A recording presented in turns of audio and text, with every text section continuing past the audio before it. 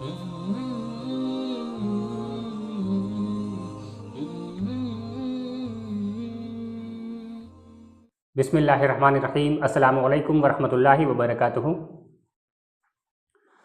आज की इस वीडियो में हम इंशाअल्लाह ताला एक एतराज़ का जवाब देंगे जो कि इमाम आज़म अबू हनीफ़ा रज़ियल्लाहु ताला अन्हु पर लगाया जाता है, और वो इल्ज़ाम है मुर्जिया फ़िरक़े से ताल्लुक़ रखने का।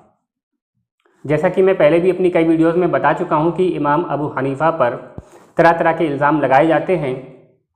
आज हमारे बीच जो ख़ुद को अहले हदीस कहने वाला तबका रहता है वो भी इमाम अबू हनीफ़ा को बहुत ज़्यादा बुरा भला कहता है, और ये कोई नई बात नहीं है, क्योंकि इमाम अबू हनीफ़ा की शान ही ऐसी है कि शुरू ज़माने से आज तक आपके हासिदीन मौजूद हैं, आपसे हसद करने वाले, आपसे बुग़्ज़ रखने वाले लोग मौजूद हैं। पहले के ज़माने में भी बहुत सारे लोग थे इस तरह के जो आप पर गलत इल्ज़ाम लगाते थे, और आज के भी ज़माने में इस तरह के लोग हैं जो ख़ुद को अहले हदीस कहते हैं और वो भी आप पर तरह तरह के इल्ज़ाम लगाते हैं। जहाँ तक आज के इन अहले हदीस लोगों की बात है, तो मैं अपनी पिछली वीडियो में एक जवाब दे चुका हूँ कि इनके जो बड़े मौलवी हैं, इनके जो उलमा हैं, वो इमाम अबू हनीफ़ा की खूब तारीफ़ें करते हैं और उन्हें अल्लाह का वली कहते हैं, और साथ में ये भी कहते हैं कि जो शख्स इमाम अबू हनीफ़ा की गुस्ताखी करता है, बेअदबी करता है, तो अंदेशा है कि उसका जो ख़ात्मा है वो ईमान पर नहीं होगा। इस टॉपिक पर मैंने इससे पहले एक वीडियो बनाई हुई है, आप मेरे चैनल पर उसे देख सकते हैं। आज की इस वीडियो में हम ख़ास तौर पे एक एतराज़ का जवाब देंगे इमाम अबू हनीफ़ा पर, जो कि पिछले भी ज़मानों में लगाया गया था, और आज के भी ये छोटे छोटे जो अहले हदीस हैं वो भी उन पर इस तरह के इल्ज़ाम लगाते हैं। और ख़ास बात यह है कि उस इल्ज़ाम का जो जवाब है इमाम आज़म की तरफ से, उसका जवाब मैं किसी और की तरफ से पेश नहीं करूँगा, बल्कि ख़ुद अहले हदीस के आलिम की तरफ से पेश करूँगा कि इमाम अबू हनीफ़ा पर जो मुर्जिया फ़िरक़े से ताल्लुक़ रखने का इल्ज़ाम है कि वो मुर्जिया फ़िरक़े से थे, इस इल्ज़ाम का जवाब किसी और से तो हम बाद में देंगे, लेकिन ख़ास तौर पे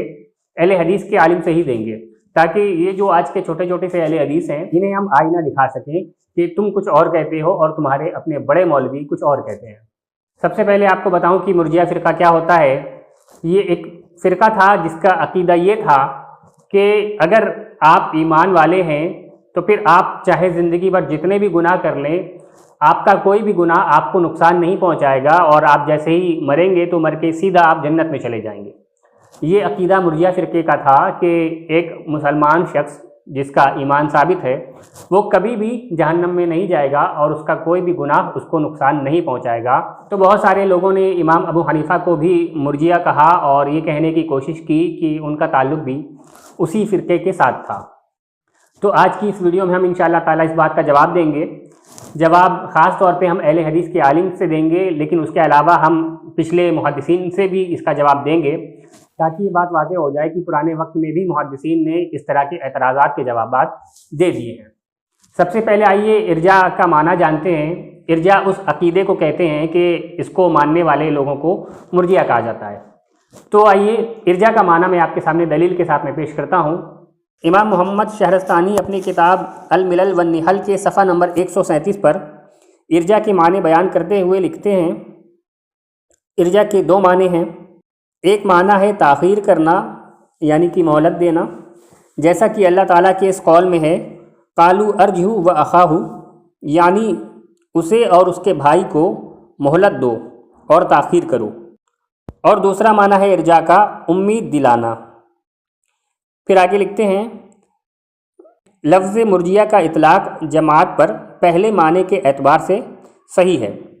क्योंकि वो अमल को नियत और अक़्द से मुअख्खर करते थे। दूसरे माने के एतबार से भी ये इतलाक़ ज़ाहिर है, क्योंकि वो कहते थे कि ईमान के साथ कोई गुनाह नुकसान नहीं देता, जिस तरह कुफ्र के साथ कोई इताअत फ़ायदा नहीं देती। और ये भी कहा गया है कि इर्जा से मुराद कबीरा गुनाह के मुर्तकिब के फ़ैसले को क़यामत के दिन तक मुअख्खर करना है। दुनिया में उसके बारे में कोई फ़ैसला नहीं किया जाएगा कि वो जन्नती है या जहन्नमी। इस बिना पर मुर्जिया और वईदिया दो मुतज़ाद फ़िरक़े हैं।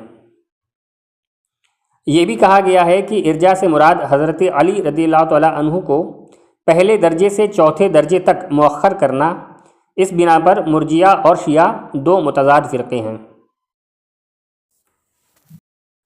اب دیکھیں اس دلیل سے ہمیں یہ پتہ چلا کہ ارجاء کے دو معنی ہیں جو کہ مشہور ہیں. ایک یہ ہے کہ مؤخر کرنا، تاخیر کرنا، یعنی کہ اگر کوئی شخص بہت بڑے بڑے گناہ کرتا ہے لیکن وہ ایمان والا ہے تو دنیا میں ہی اس کے جنتی یا جہنمی ہونے کا فیصلہ نہیں کیا جائے گا، بلکہ اس کے معاملے کو اللہ کے حوالے کیا جائے گا کہ اللہ تعالیٰ چاہے تو آخرت میں اس کے گناہوں کی سزا اسے دے اور سزا کے بعد میں پھر اسے جنت دے، یا پھر اگر اللہ تعالیٰ چاہے تو اپنے فضل و کرم سے اس کے گناہوں کو معاف کر دے اور کوئی سزا نہ دے اور پھر اسے سیدھا جنت میں ڈال دے. تو یہ پہلا معنی ہے ارجاء کا کہ کسی گناہ کبیرہ کرنے والے کو آپ ڈائریکٹلی جہنمی نہیں کہہ سکتے، بلکہ آپ کو تاخیر کرنی ہوگی، اسے مہلت دینی ہوگی اور اس معاملے کو اللہ تعالیٰ کے حوالے کرنا ہوگا کہ وہی آخرت میں اس کا فیصلہ کرے، چاہے تو اسے سزا دے، سزا کے بعد جنت دے، اور چاہے تو اسے بالکل سزا نہ دے اور سیدھا جنت دے دے. اور ارجاء کا دوسرا معنی ہے امید دلانا، یعنی کہ وہ جو فرقہ تھا مرجیہ جسے گمراہ فرقہ کہا جاتا ہے، ان کا عقیدہ یہ تھا کہ اگر آپ ایمان والے ہیں تو آپ کو کوئی بھی گناہ نقصان نہیں دے گا اور آپ سیدھا جنت میں جائیں گے. تو یہ والا جو عقیدہ ہے کہ کوئی گناہ آپ کو نقصان نہیں دے گا، یہ عقیدہ گمراہی پر مبنی ہے. تو یہاں سے بہرحال ہمیں یہ پتہ چلا کہ ارجاء کے دو جو معنی ہیں ان میں سے جو پہلا معنی ہے وہ صحیح ہے. اس لیے جو لوگ ارجاء کے پہلے معنی کے قائل ہیں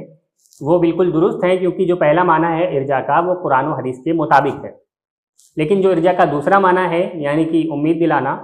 یہ والا جو عقیدہ ہے یہ گمراہی پر مبنی ہے. اس لیے جو لوگ اس کے قائل ہوں گے، دوسرے والے معنی کے قائل ہوں گے، تو وہ گمراہی پر ہوں گے. اب امام اعظم ابو حنیفہ رضی اللہ تعالیٰ عنہ پر اگر مرجیہ کا جو الزام لگا ہے تو کون سے سینس میں لگا ہے؟ امام ابو حنیفہ ارجاء کو مانتے تھے تو کون سی ارجاء کو مانتے تھے؟ ان کا کون سا موقف تھا؟ آئیے وہ میں دلیل کے ساتھ آپ کے سامنے پیش کرتا ہوں. اس میں سے پہلی دلیل میں اہل حدیث کے عالم سے آپ کے سامنے پیش کروں گا، اور پھر دوسری دلیل اس کے بعد ایک بڑے محدث ملا علی قاری کے حوالے سے آپ کے سامنے پیش کروں گا. تو آئیے سب سے پہلے اہل حدیث کے عالم ابراہیم سیالکوٹی کی دلیل اس پر سنتے ہیں کہ وہ امام ابو حنیفہ کا دفاع کرتے ہوئے اس پوائنٹ پر امام ابو حنیفہ کے بارے میں کیا لکھتے ہیں. ابراہیم سیالکوٹی اپنی کتاب تاریخ اہل حدیث کے صفحہ نمبر 89 اور 90 پر امام ابو حنیفہ کا عقیدہ فقہ الاکبر کے حوالے سے لکھتے ہیں. امام ابو حنیفہ فرماتے ہیں، اور ہم یہ نہیں کہتے کہ مومن کو گناہ مضر نہیں، یعنی کہ نقصان دینے والا نہیں ہے، اور نہ ہم یہ کہتے ہیں کہ بالکل دوزخ میں نہیں جائے گا، اور نہ ہم یہ کہتے ہیں کہ وہ ہمیشہ دوزخ میں رہے گا اگرچہ وہ عمل میں فاسق ہو، بشرطے کہ وہ دنیا سے ایمان کے ساتھ گیا ہو، اور نہ ہم یہ کہتے ہیں کہ ہماری نیکیاں ضرور مقبول ہوں گی اور ہماری برائیاں ضرور بخش دی جائیں گی جس طرح کے مرجیہ کہتے ہیں. لیکن ہم یہ کہتے ہیں کہ جو شخص کوئی نیکی تمام شرائط سے ادا کرے، حالانکہ وہ نیکی عیوب مفسدہ سے خالی ہو اور اس کو کفر اور ارتداد اور بری عادتوں سے باطل نہ کر دیا ہو، حتیٰ کہ وہ دنیا سے ایمان کے ساتھ رخصت ہوا ہو، تو اللہ تعالیٰ اس نیکی کو ضائع نہیں کرے گا بلکہ قبول کرے گا اور اس کو اس پر ثواب دے گا. اور جو برائیاں شرک اور کفر کے سوا ہوں اور ان کے کرنے والے نے ان سے توبہ بھی نہ کی ہو، حتیٰ کہ وہ ایمان کی حالت میں مر جائے،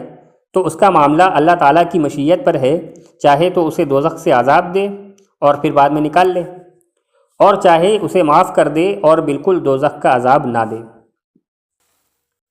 یہ دلیل خود اہل حدیث کے عالم نے امام ابو حنیفہ کے حق میں دی ہے کہ جو لوگ ان پر مرجیہ کا الزام لگاتے ہیں وہ غلط لگاتے ہیں. امام ابو حنیفہ کا ایسا کوئی عقیدہ نہیں ہے جو کہ مرجیہ فرقے کا گمراہ کن عقیدہ ہے. یہ جو امام اعظم کا قول اور ان کا عقیدہ یہاں پر اہل حدیث کے عالم نے لکھا ہے، یہ خود امام اعظم نے اپنی کتاب فقہ الاکبر میں بیان کیا ہے. وہیں سے اہل حدیث کے عالم ابراہیم سیالکوٹی نے اپنی کتاب میں اس عقیدے کو لکھا ہے اور ان کا دفاع کیا ہے، یہ بتاتے ہوئے کہ امام ابو حنیفہ کا تو اصل میں یہ عقیدہ ہے، اور اس لیے جو لوگ ان پر مرجیہ کا الزام لگاتے ہیں، گمراہ کرنے والے عقیدے کا الزام لگاتے ہیں، وہ الزام غلط لگاتے ہیں. اور یہ دلیل نقل کرنے کے بعد ابراہیم سیالکوٹی اس کے آگے اپنا تبصرہ بھی کرتے ہیں. آئیے وہ بھی آپ کے سامنے پیش کرتا ہوں. ابراہیم سیالکوٹی اپنا تبصرہ پیش کرتے ہیں، کہتے ہیں کہ اس عبارت میں حضرت امام صاحب موصوف نے معتزلیوں اور خوارج کے مسائل سے بھی اختلاف کیا ہے اور مرجیوں کا نام لے کر ان سے بیزاری ظاہر کی ہے اور واضح ہے کہ جو شخص کسی فرقے میں داخل ہو وہ اس فرقے کا نام لے کر اس کی تردید نہیں کرتا۔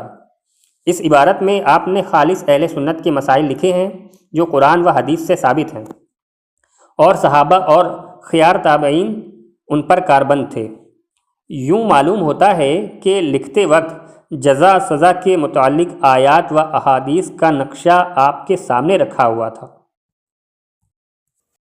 تو اہل حدیث عالم کی دی ہوئی اس دلیل سے پتہ چل گیا کہ امام ابو حنیفہ تو خود مرجیہ فرقے کا رد کرتے ہیں اور ان کے اس گمراہ کن عقیدے سے بیزاری کا اظہار کرتے ہیں، اور اپنے عقیدے کو بیان بھی کرتے ہیں کہ ہم ایسا نہیں مانتے کہ اگر آپ ایمان والے ہیں تو آپ جہنم میں کبھی نہیں جائیں گے، بلکہ آپ جا بھی سکتے ہیں کہ اللہ تعالیٰ آپ کو سزا دے اور سزا کے بعد نکال لے، اور یہ بھی ہو سکتا ہے کہ اللہ تعالیٰ آپ کو معاف کر دے۔ تو یہی اصل اہل سنت کا عقیدہ ہے جو قرآن و حدیث سے ثابت ہے۔ ملا علی قاری اپنی شرح فقہ الاکبر میں صفحہ نمبر 221 اور 223 پر امام اعظم کا عقیدہ بیان کرتے ہوئے لکھتے ہیں، پھر جان لو کہ کونوی نے ذکر کیا ہے کہ امام ابو حنیفہ کو مرجیہ کہا گیا تھا کیونکہ وہ گناہ کبیرہ کرنے والے کا معاملہ اللہ کی مشیت پر موقوف رکھتے تھے اور ارجاء کے معنی مؤخر کرنے کے ہیں۔ تو ثابت ہوا کہ امام ابو حنیفہ گناہ کبیرہ کرنے والے کو مہلت دیتے تھے اور اس کا معاملہ اللہ تعالیٰ کے سپرد کر دیتے تھے کہ وہ چاہے تو اسے عذاب دے اور چاہے تو اسے بخش دے۔ اور کیونکہ ارجاء کا معنی مؤخر کرنا ہوتا ہے، تاخیر کرنا ہوتا ہے، تو اسی معنی کی وجہ سے امام ابو حنیفہ کو بھی مرجیہ کہا گیا تھا۔ اور یہ جو معنی ہے یہ کوئی غلط معنی نہیں ہے، بلکہ یہ معنی قرآن و حدیث سے ثابت ہے، اور اسی معنی پر بہت سارے دوسرے محدثین کو بھی مرجیہ کہا گیا ہے۔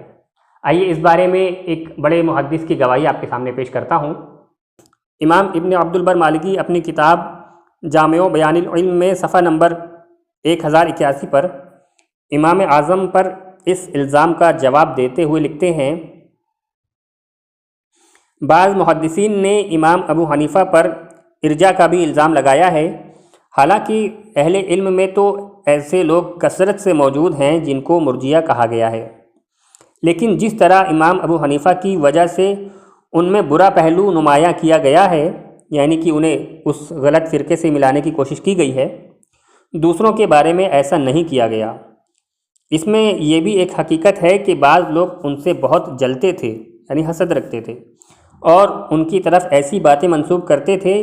جن سے ان کا دامن بالکل پاک تھا، اور ان کے بارے میں نامناسب باتیں گڑھی جاتی تھیں، حالانکہ علماء کی ایک بڑی جماعت نے ان کی تعریفیں کی ہیں اور ان کی فضیلت کا اقرار کیا ہے۔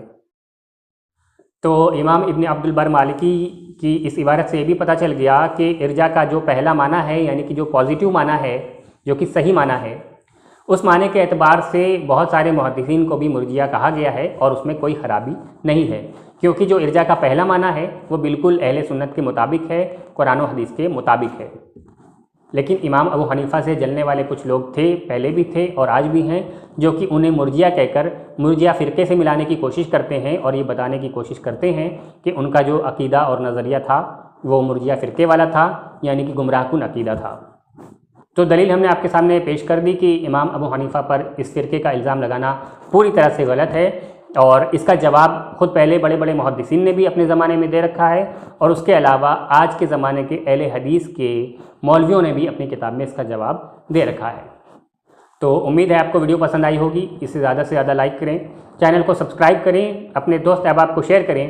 ہو سکتا ہے آپ کے ذریعے کسی کی اصلاح ہو جائے۔ السلام علیکم ورحمۃ اللہ وبرکاتہ۔